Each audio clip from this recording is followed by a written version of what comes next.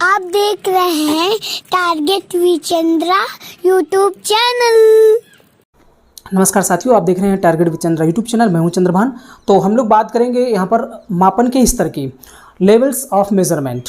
तो ये मापन क्या है और मापन के अर्थ और परिभाषा, सबसे पहले तो आपको ये आना चाहिए और इसको समझने के लिए आपको इसका पहला पार्ट जो है उसका वीडियो आपको देखना पड़ेगा। तो उस वीडियो का लिंक जो है मैं डिस्क्रिप्शन में डाल दूंगा, वहां से आप वीडियो को प्राप्त कर सकते हैं। तो पहले आपको मापन का अर्थ और उसकी परिभाषा के बारे में, उसके कार्य के बारे में जानकारी होना चाहिए, तब जाकर के हम अगर मापन के स्तर को समझते हैं तो बेहतर तरीके से समझ में आएगा। ये जो टॉपिक है बहुत इंपॉर्टेंट है। लगभग जितनी भी शैक्षिक जो परीक्षाएं हैं, एजुकेशन से रिलेटेड जो परीक्षाएं हैं, चाहे वो CTETs, UP TET, super TET, REET और डीएलएड, बीएड के जो एग्ज़ाम हैं, उन सभी एग्जाम्स में यहाँ से प्रश्न पूछा जाता है। तो आइए बिना देरी किए हुए समझते हैं। लेकिन वीडियो को चालू करने के पहले एक बात बता दूँ मैं कि इस वीडियो पे आपको बहुत ही कम समय में बहुत ही ज़्यादा चीज़ें समझाई जाएंगी, बहुत ही अच्छे तरीके से समझाया जाएगा। हालांकि अगर यही चीज़ आप बुक्स में पढ़ते हैं तो आपको हो सकता है कि समझ में भी ना आए। तो इसलिए इस वीडियो को बिल्कुल स्किप नहीं करना है, पूरा वीडियो आपको देखना है। तथा साथ ही जो लोग पहली बार हमारा वीडियो देख रहे हैं, हमारे चैनल पे विजिट किए हैं, उनसे एक निवेदन है कि प्लीज़ हमारे इस चैनल को सब्सक्राइब अवश्य कर लें तथा वीडियो को शेयर और लाइक भी करें। अगर कोई समस्या भी होती है तो आप कमेंट्स भी कर सकते हैं, उसका जो समुचित उत्तर है आपको कमेंट में जरूर दिया जाएगा। तो बिना देरी किए हुए वीडियो को शुरू करते हैं। तो जैसे कि आप देख रहे हैं कि मापन के स्तर का जो ये मैंने एक चित्र बनाया हुआ है, एक पिरामिड या त्रिभुज कह सकते हैं, और इसी पर मैंने इन चारों मापन के स्तरों की बात की है। तो सबसे पहली बात तो ये कि मापन के कितने स्तर हैं, तो मापन के 4 स्तर हैं। और ये मापन के 4 स्तर के बारे में किसने हमें बताया, तो ये बताया एस.एस. स्टीवंस ने। ठीक है, तो एस.एस. स्टीवंस के द्वारा ये 4 प्रकार जो हैं मापन के वो बताए गए हैं। अब आपके दिमाग में एक बात आ रही होगी कि एस.एस. स्टीवंस ये कहाँ के मनोवैज्ञानिक हैं। तो एस.एस. स्टीवंस ये अमेरिकी मनोवैज्ञानिक हैं जिन्होंने मापन के 4 स्तर बताए हैं। तो हम एक एक स्तर की बात करेंगे। सबसे नीचे वाला, सबसे लो, जो सबसे निम्न वाला मापन है वो नामित स्तर कहलाता है। उसके बाद दूसरा है क्रमिक स्तर, तीसरा है अंतराल स्तर और चौथा है अनुपात मापनी स्तर। तो याद रखिए, नीचे से ऊपर की तरफ जाना है और जैसे जैसे हम ऊपर की तरफ बढ़ते हैं वैसे वैसे मापन का एक बेहतर स्केल हमें मिलता है। ठीक है, तो सबसे उच्च वाला जो है सबसे बेहतर होगा और सबसे नीचे वाला जो है वो सबसे निम्न प्रकार का मापन स्तर होगा। ठीक है, इसलिए मैंने इस तरीके से आपको बताने की कोशिश की है, समझाने का प्रयास मैं हालांकि पूरी तरीके से यहाँ पर करने वाला हूँ। तो सबसे पहले हम लोग जानेंगे नामित स्तर के बारे में, नॉमिनल स्केल के बारे में। तो सबसे पहले मैं आपको मोटी मोटी बात बता दूं कि इसका वास्तव में अर्थ क्या होता है। एक सामान्य सा जो अर्थ है उसको आप समझ लेते हैं। जैसे कि नामित स्तर, नॉमिनल स्केल की बात कर रहे हैं, तो इसका नाम ही है नामित स्तर। तो यहाँ इस मापन में सिर्फ ये देखा जाएगा, किसी को नाम दिया जाता है। ठीक है, किसी को बस नाम दे देना है, इससे ज़्यादा कुछ भी नहीं करना है। तो इस प्रकार का मापन जो है वो क्या कहलाता है, नामित स्तर। ये एक सिंपल सी बात है। दूसरी अगर बात करें क्रमिक स्तर की, तो क्रम, ऑर्डिनल स्केल, जब हम किसी को पहले तो नाम दें और नाम के बाद दूसरा जो स्तर है मापन का, यहाँ पर हम क्या दें, एक क्रम दे दें कि आप फर्स्ट, सेकेंड, थर्ड, फोर्थ कहाँ पे आपका स्थान है। ठीक है, तो यहाँ पर हम अगर किसी को क्रम दे देते हैं तो जिस मापन में क्रम दिया जाता है उसे क्रमिक स्तर कहते हैं मापन का। इसके बाद तीसरा है अंतराल स्तर, इंटरवल स्केल। इंटरवल स्केल में क्या होता है कि बीच बीच में गैप करके जो है वो मापन किया जाता है, अंतराल में किया जाता है, इसलिए इसका नाम अंतराल मापन है, अंतराल मापन स्तर है। और इसके बाद सबसे उच्च वाला जो है वो अनुपात मापनी स्तर है, रेशियो स्केल है, ये सबसे उच्च है। और यहाँ पर क्या है, हम अनुपात देखते हैं कि कौन किससे कितना अधिक, कौन किससे कितना प्रतिशत कम। इस तरीके से जब हम अनुपात की बात करते हैं, अनुपात में जब मापन को निकालते हैं तो उस प्रकार का मापन जो है, उस प्रकार की मापनी अनुपात मापनी कहलाती है। तो ये 4 जो है मापन दिए गए हैं। अब हम बात करते हैं डिटेल से। तो सबसे पहले बात करेंगे हम नामित स्तर की, नॉमिनल स्केल की। तो देखिए, इसमें सिर्फ क्या किया जाता है, केवल नामकरण किया जाता है। ठीक है, इसमें सिर्फ नामकरण किया जाता है। ये सबसे निम्न स्तर का मापन है। केवल पहचानने के लिए कोडिंग की जाती है। अगर किसी को पहचानना है तो उसकी पहचान के लिए उसे कोड दे देना, ये सिर्फ क्या कहलाता है, नामित स्तर का मापन कहलाता है। और इस स्तर में शब्द, अक्षर और अल्फा न्यूमेरिक प्रतीकों का प्रयोग किया जा सकता है। जैसे हम किसी को कोड दे देते हैं, जैसे हम डॉलर का कोड दे दें, हैश का कोड दे दें, या जो इस प्रकार का चिन्ह होता है ये वाला हम कोड दे दें।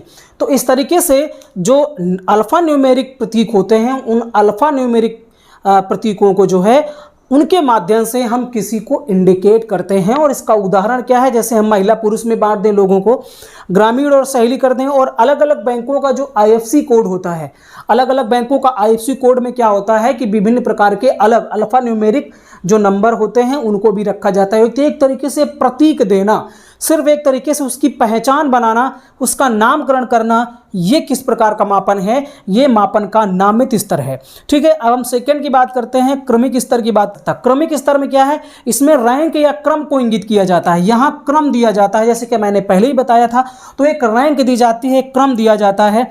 इसमें व्यक्तियों, वस्तुओं, घटनाओं, विशेषताओं को किसी गुण के आधार पर एक आरोही क्रम या अवरोही क्रम में व्यवस्थित करते हैं। जैसे कि उदाहरण दिया गया है कि miss India, miss universe, miss world की जो प्रतियोगिता होती है उसमें देखा होगा आपने कि सुंदरता के आधार पर फर्स्ट, सेकंड, थर्ड इस तरीके से जो है वो क्रम निर्धारित किया जाता है। ठीक है, तो क्रम निर्धारित करने का काम, इस तरीके का जो मापन है वो क्रमिक स्तर का मापन कहलाता है। और इसमें जैसे हम और भी उदाहरण दें तो छात्रों के अंकों के आधार पर उनको प्रथम, द्वितीय, तृतीय या औसत, बुद्धिमान, कमजोर, प्रतिभाशाली, इस तरीके का जो ग्रेड देना, ये भी क्या कहलाता है, क्रमिक स्तर कहलाता है। इसमें क्या होता है कि दो व्यक्तियों के गुणों के बीच अंतर तो पता चल जाता है, पर कितना अंतर है इसका पता नहीं लगाया जा सकता। दो व्यक्तियों के बीच में अंतर तो है, पर कितना है इस बात का अंतर यहाँ पर लगाया नहीं जा सकता। अब हम तीसरे नंबर पे आते हैं, अंतराल स्तर में। इसमें क्या है, इस मापनी का कोई प्रसिद्ध बिंदु नहीं होता, अर्थात कोई परम शून्य नहीं होता, कोई ट्रू जीरो नहीं होता है, एक वास्तविक शून्य नहीं होता है। शून्य होगा लेकिन वो वास्तविक नहीं होता है। और इसमें मापी गई वस्तुओं या गुणों को जोड़ घटा सकते हैं पर गुणा भाग नहीं कर सकते, क्योंकि गुणा भाग के लिए परम शून्य आवश्यक है। अगर गुणा करना है और भाग करना है तो एक निश्चित जीरो होना चाहिए। गणित में आप इस चीज को समझिए कि अगर जीरो नहीं है तो फिर आप गुणा भाग नहीं कर सकते हैं, सिर्फ कम और ज्यादा घटा बढ़ा सकते हैं। जैसे उदाहरण ले तो इसमें IQ का मापन किया जाता है। जैसे आप पढ़ते होंगे 90 से 110 के बीच में, इसके बाद जैसे 120 से 140 के बीच में प्रतिभाशाली। तो यहाँ देखिए, यहाँ पर क्या है, जीरो जैसी कोई चीज़ संकल्पना नहीं है, है ना, जीरो जैसी कोई चीज़ नहीं है, परम शून्य यहाँ पर नहीं होता है। हाँ, इन चीज़ों को यहाँ पर हम क्या कर सकते हैं कि घटा सकते हैं, जोड़ सकते हैं, लेकिन यहाँ पर हम भाग और गुणा नहीं कर सकते। तो इसी तरीके से जैसे हम A ग्रेड देते हैं तो A ग्रेड में क्या दे देंगे हम कि 90 से 110 पाने वाले A ग्रेड में आएंगे।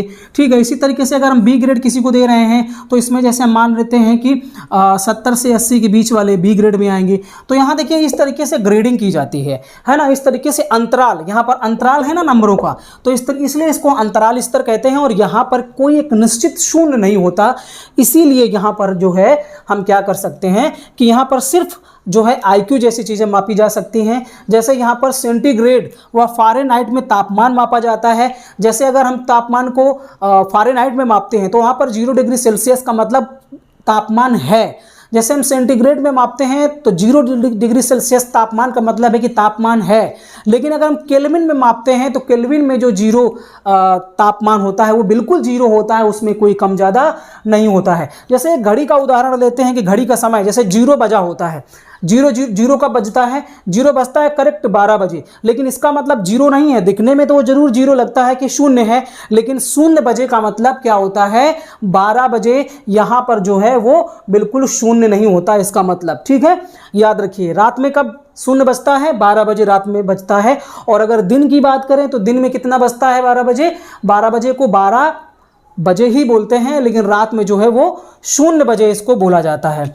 तो इस तरीके से हम इस मापनी में जो है देखते हैं कि शून्य जो है परम शून्य यहाँ पर बिंदु नहीं होता है, नीचे वालों में भी परम शून्य नहीं होता है। अब हम बात करते हैं अनुपात मापनी स्तर की, रेशियो स्केल की। तो ये मापन की वस्तुनिष्ठ, विश्वसनीय व वैज्ञानिक मापनी है। अगर हम बात करें सबसे परिमार्जित, सबसे शुद्ध मापनी कौन सी है, एग्जाम में पूछा जाए तो अनुपात मापनी स्तर है। सबसे उच्च स्तर की मापनी स्तर कौन सी है, अनुपात मापनी स्तर है। इसमें एक वास्तविक शून्य होता है, अर्थात एक इसमें ट्रू जीरो होता है, जो देखने में भी जीरो तो होता है लेकिन सच में उसका मान भी जीरो ही होता है। इसमें गणित की सभी संक्रियाएं कर सकते हैं, जैसे कि उसका नाम ही अनुपात, तो अनुपात का मतलब ही भाग होता है। ठीक है, तो यहाँ पर जो सभी संक्रियाएं हैं अर्थात जोड़, घटाना, गुणा, भाग, गणित की सभी संक्रियाओं को कर सकते हैं। और यहाँ तापमान केवल केल्विन में मापा जाता है। जब 0 केल्विन तापमान होता है तो यहाँ 0 का मतलब कोई तापमान नहीं। अगर केल्विन में तापमान मापा जा रहा है तो 0 केल्विन तापमान का मतलब है कोई तापमान नहीं। लेकिन अगर 0 डिग्री सेल्सियस में फ़ारेनहाइट में तापमान को मापते हैं तो वहाँ का मतलब ये है कि तापमान 0 जरूर है, लेकिन वो है, तापमान है, मौजूद है, बिल्कुल ख़त्म नहीं है। लेकिन अगर केल्विन में मापते हैं तो केल्विन में तापमान बिल्कुल 0 का मतलब बिल्कुल भी तापमान नहीं होता है। तो इस तरीके से जो अनुपात मापनीय स्तर है इसको हमने समझा, अंतराल मापनीय स्तर को समझा, क्रमिक मापनीय स्तर को समझा और नामित मापनीय स्तर को समझा। ठीक है, तो नामित का मतलब जहां पर नाम दिया जाए, क्रम का मतलब जहां पर सिर्फ क्रम दिया जाए, और अंतराल का मतलब ये है जब अंतराल में मापन किया जाए, और अनुपात का मतलब है जब हम अनुपात में देखें कि कौन कितना अनुपात में। तो अनुपात का मतलब ही गुणा भाग से संबंधित हो जाता है। तो इस तरीके से जो मापन के 4 स्तर हैं, उन मापन के 4 स्तर को हमने बहुत ही कम समय में यहाँ पर समझने की कोशिश की। इसके बावजूद अगर आपका कोई डाउट हो तो प्लीज़ आप कमेंट करके जरूर आप डाउट को बताइए, उसको यथासंभव जो है जरूर क्लियर किया जाएगा। तो इस वीडियो में इतना ही, मिलते हैं नेक्स्ट वीडियो में, तब तक के लिए वीडियो देखने के लिए आपका बहुत बहुत धन्यवाद।